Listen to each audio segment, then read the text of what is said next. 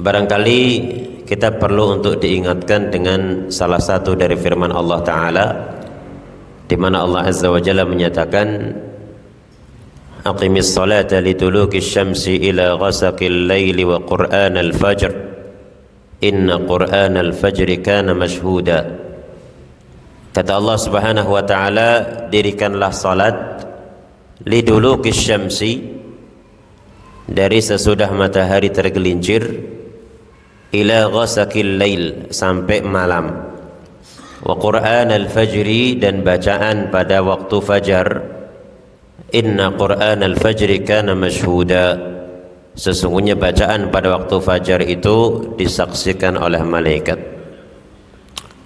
Jamaah sekalian, surat ini atau ayat ini dalam surat Al-Isra ayat yang ke-78 mengisyaratkan tentang sholat 5 waktu, ya, sebagaimana dinyatakan oleh Syekh Abdurrahman bin Nasir As-Sa'di rahimahullah dalam tafsir beliau, ya, tentang firman Allah, aqimis salata liduluki syamsi, tegakkanlah salat liduluki syamsi. Maksudnya apa? Mailanuha ilal ufuqi al-gharbi ba'da zawal, ya, dirikanlah salat ketika matahari itu condong ilal ufuqil gharbi, ke arah barat, ba'da zawal, setelah tergelincir. Fayadkhulu fi dzalika salatu dhuhri wa salatul asri, maka masuk padanya salat zuhur dan salat asar, ya. Ila ghasaqil lail, maksudnya apa?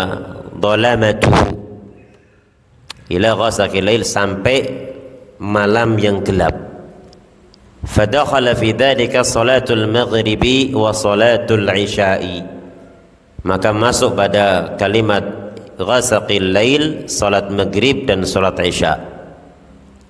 Wa qur'an al-fajri, dan bacaan waktu subuh atau bacaan di waktu subuh, maksudnya salat al-fajri, salat subuh. Wa summiyat qur'anan, dan dinamakan dengan qur'anan, bacaan, ya. Kenapa dikatakan wa qur'an al-fajri, bacaan waktu subuh? Limasyru'iyyati italatil qur'ani fiha atwal min ghairiha, karena disyariatkan untuk lebih memperpanjang daripada selainnya, ya. Walifadlil qira'ati fiha haitsu syahidahu Allah wa malaikatul laili wa malaikatun nahar, ya.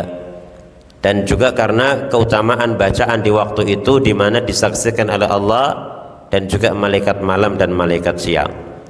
Nah, yang ingin kita isyaratkan, ini kita sampaikan Bapak Ibu sekalian, jamaah sekalian, bahwa sholat 5 waktu itu disebutkan di dalam Al-Quran akan kewajibannya, ya. Bahkan sholat 5 waktu ini bagian daripada rukun Islam, ya. Bahkan Nabi SAW menyatakan, al-ahdul ladzi bainana wa bainahumus shalah faman tarakaha faqad kafar, perjanjian antara kami dengan mereka adalah salatnya, maka siapa yang meninggalkan salat maka dia telah kufur, ya. Juga ucapan Abdullah bin Syaqiq, salah seorang tabi'in, berkata, kana ashabu Rasulillah sallallahu alaihi wasallam la yarawna syai'an minal a'mali tarku kufrun ghairus salat atau ghairas salat. Para sahabat Nabi sallallahu alaihi wasallam tidak melihat ada suatu amalia seandainya ditinggalkan pelakunya jadi kufur kecuali salat. Jadi amalia apapun itu, jamaah, kalau ditinggalkan paling gedenya dosa. Beda dengan amalia salat. Kalau amalia salat, para sahabat Rasulullah semuanya mengatakan bahwa apa? Kalau ditinggalkan jadi apa? Kufur, ya. Oleh karena itulah jangan sampai kita ini meninggalkan sholat 5 waktu walaupun sekali, ya, walaupun sekali dengan alasan malas dan tetek mengeknya. Kenapa jamaah sekalian? Ya karena tadi konsekuensi hukumnya berat, ya. Tambah lagi sholat 5 waktu itu kebutuhan kita kok, kebutuhan kita. Sholat itu Bapak Ibu sekalian jamaah, isinya apa sih? Umumnya isinya adalah pujian kepada Tuhan, yang telah menciptakan kita, mengadakan kita, ya. Ketika misalkan kita sakit kemudian Allah yang menyembuhkan kita, sholat itu isinya pujian kepada Allah, ya. Demikian pula isinya adalah doa, ya. Nabi SAW mengatakan, wa ammar ruku' fa'adzimu fihi rabb. Adapun saat ruku' maka agungkanlah Tuhan di situ. Maka pada saat kita ruku' kita disyariatkan untuk mengagungkan Allah, menampakkan penghormatan kita setinggi-tingginya kepada Allah Jalla wa Ala, ya. Adapun dalam keadaan sujud, apa kata Nabi sallallahu alaihi wasallam, wa aksiru fihi au fiha wa aksiru fihi ad-du'a.